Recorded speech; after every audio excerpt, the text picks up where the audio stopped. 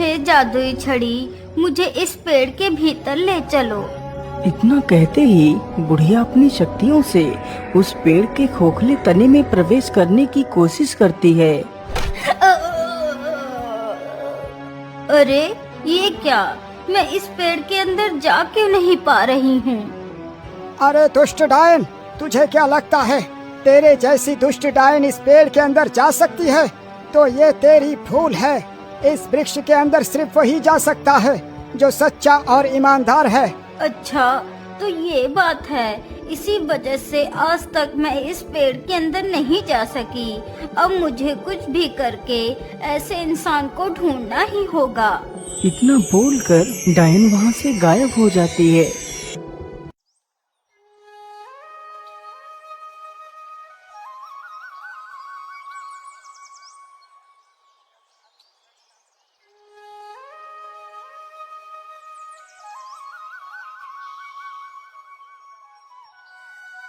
सेठ जी, मुझे कुछ पैसे दे दीजिए।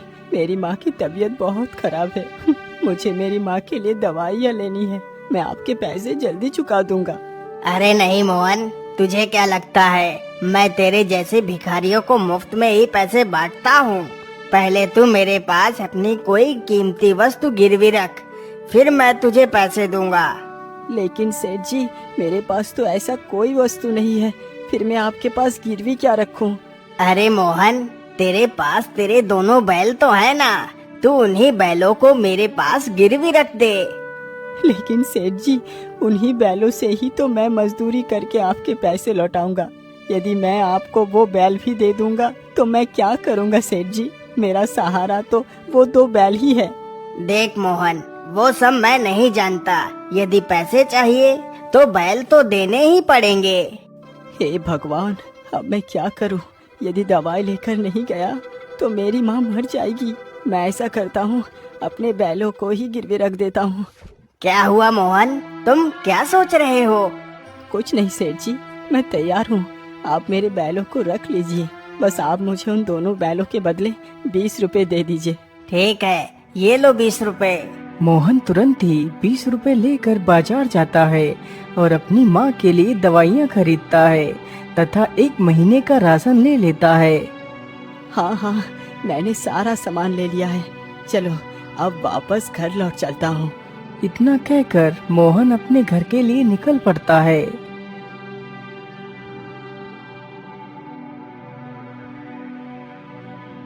मोहन जल्दी ही अपने घर पहुँच जाता है। देखो माँ, मैं तुम्हारे लिए दवाइयाँ और पूरे 1 महीने का राशन ले आया हूँ। लेकिन बेटा, इतने सारे पैसे तुम्हारे पास आए कहाँ से? माँ, हमारे पास और कोई दूसरा रास्ता नहीं था, इसीलिए मैंने अपने दोनों बैलों को सेठ के पास गिरवी रख दिया। माँ, मैंने सोच लिया है कि मैं आज ही शहर को चला जाता हूँ और पूरे 1 महीने तक शहर में ही पैसे कमाऊंगा। फिर वापस अपने गांव आ जाऊंगा और अपने दोनों बैलों को वापस ले लूंगा।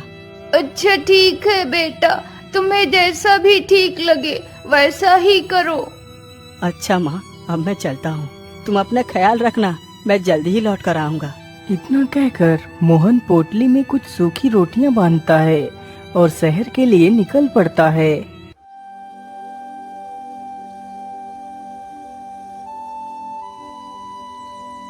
मोहन चलते चलते काफी ज्यादा घने जंगलों से होकर गुजरता है।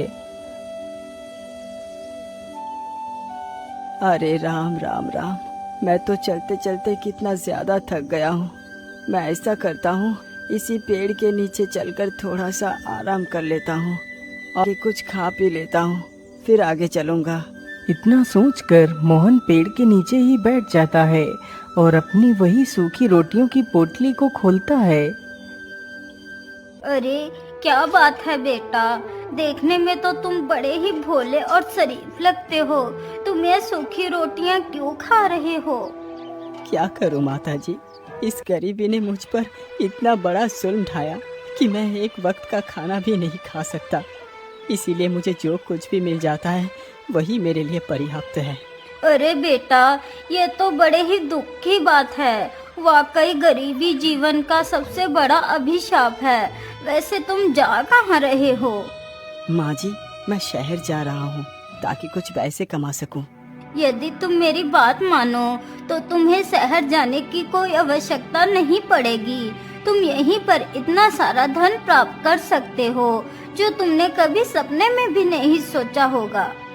लेकिन इतना सारा धन यहाँ पर कैसे मिल सकता है? मैं कुछ समझा नहीं। बेटा, इसके लिए तुम्हें ज्यादा कुछ नहीं करना। तुम उस बड़े से पेड़ को तो देख रहे हो। उसी पेड़ में एक खोखला तना है। मैं तुम्हें अपने जादू से उस खोखले तने के भीतर भेजूंगी। उस पेड़ के अंदर एक गुफा है जिसमें 3 दरवाजे हैं। एक दरवाजे में तांबे के सिक्के हैं और दूसरे में चांदी के सिक्के हैं तथा तीसरे में सोने के सिक्के हैं। तुम्हें जो भी सिक्के चाहिए हों तुम अपनी मर्जी के हिसाब से ले सकते हो।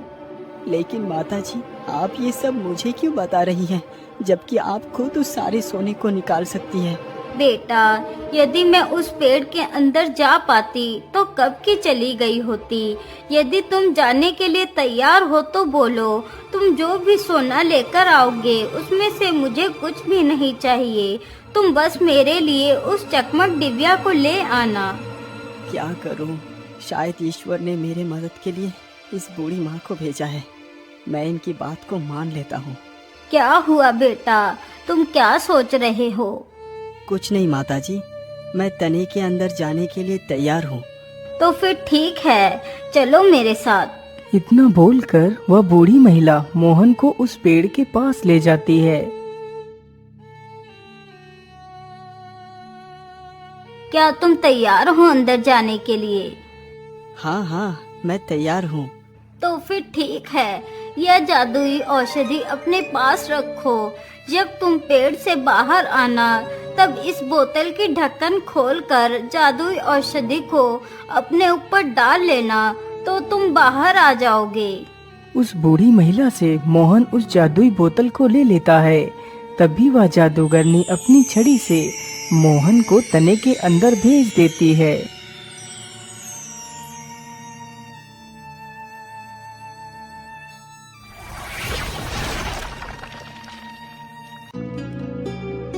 अरे बाप रे बाप, ये गुफा तो कितनी बड़ी है। चलो मैं जल्दी से उन तीनों दरवाजों को ढूंढता हूँ। इतना कहकर मोहन गुफा में इधर उधर घूमने लगता है।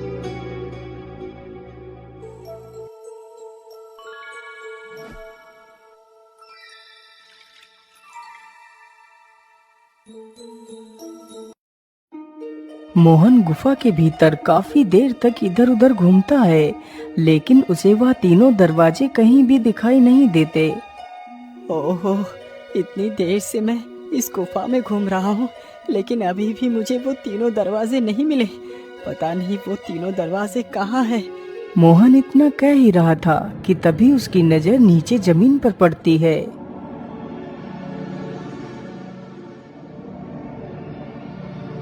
अरे ये क्या? ये तो एक गिलहरी है और इसने तो अपने मुंह में एक सोने का सिक्का दबा रखा है। इसका मतलब जिस ओर से ये गिलहरी आ रही है उस ओर ही वो तीनों दरवाजे हैं। मुझे उस ओर ही चलना चाहिए। मोहन उस ओर को ही चल पड़ता है जिधर से वह गिलहरी आई थी। कुछ दूर चलने के बाद मोहन उन तीनों दरवाजों के पास पहुंच जाता है। अरे मैं तो उन तीनों दरवाजे के सामने ही खड़ा हूँ। चलो जल्दी से दरवाजे को खोल कर देखता हूँ। इतना सोचकर मोहन दरवाजे के पास जाता है और उस दरवाजे को खोल देता है तो देखता है कि हर तरफ तांबे के सिक्के ही सिक्के थे। अरे वाह, जैसा उस बूढ़ी महिला ने बताया था यहाँ तो एकदम वैसा ही है। तो इसका मतलब सोने और चांदी की सिक्के का दरवाजा अभी बाकी है। चलो जल्दी से दूसरा दरवाजा खोलता हूँ। इतना कहकर मोहन गुफा का दूसरा दरवाजा भी खोल देता है तो देखता है कि दूसरे दरवाजे के अंदर सब चांदी के सिक्के ही पड़े हैं। चलो अब मैं जल्दी से उस सोने के सिक्के का दरवाजा भी खोलता हूँ। फिर मोहन तीसरा दरवाजा खोलता है।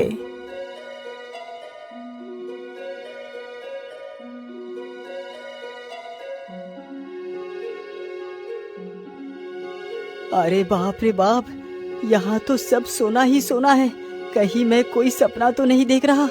अरे नहीं नहीं, ये कोई सपना नहीं है, ये हकीकत है। चलो जल्दी से मैं सोने के कुछ सिक्के ले लेता हूँ। मोहन जल्दी जल्दी सोने के सिक्के अपने पोटली में भरने लगता है। हाँ हाँ, इतना सोना मेरे संपूर्ण जीवन के लिए पर्याप्त है। वैसे मैंने सोना तो ले लिया, लेकिन वो चकमक डिबिया कहाँ है? तभी उसकी नजर एक चमकदार वस्तु पर पड़ती है। अरे वाह, ये तो कितना चमक रही है। मुझे तो लगता है यही वो चकमक डिबिया है।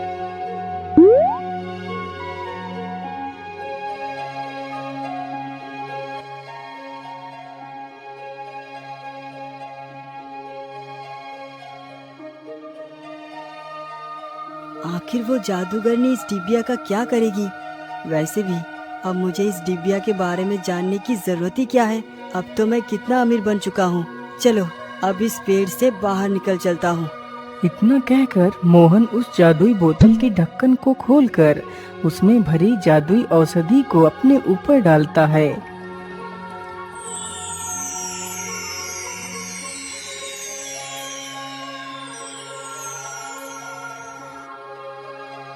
अरे वाह युवक, तुम तो कितने बहादुर हो। जिस कार्य को कोई नहीं कर पाया वो तुमने कर दिखाया। लाओ लाओ जल्दी से मुझे ये चकमक डिबिया दे दो। इतना कहते ही वह जादूगरनी उस चकमक डिबिया को ले लेती है। वैसे आप बुरा ना माने तो मैं आपसे एक बात पूछना चाहता हूँ। हाँ हाँ युवक, पूछो तुम क्या पूछना चाहते हो। मैं बस ये जानना चाहता हूँ कि आखिर ऐसा क्या है इस डिबिया में जो आपने इस डिबिया को ही चुना? अरे युवक, तो इस डिबिया के बारे में ना ही पूछ तो ठीक है। अच्छा अब मैं चलती हूँ। इतने बोलकर जादूगरनी गायब हो जाती है।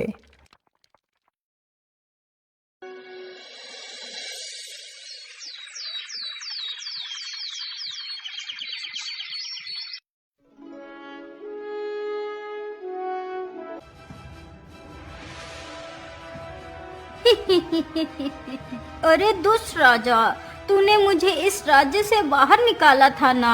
देख मैं फिर से आ गई। अब तू मेरा कुछ भी नहीं बिगाड़ पाएगा। सिपाहियों, इस पागल जादूगरनी को पकड़ के ले जाओ और कारागार में डाल दो। हे चकमक डिबिया, तू इस महल के सभी लोगों को सम्मोहित करके मेरा गुलाम बना दे।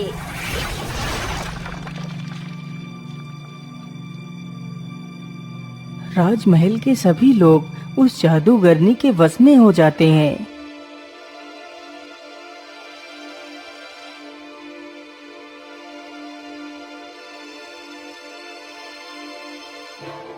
आज से मैं हूँ इस राज्य की महारानी। आज से इस राज्य में सारे काम मेरी मर्जी के मुताबिक होंगे।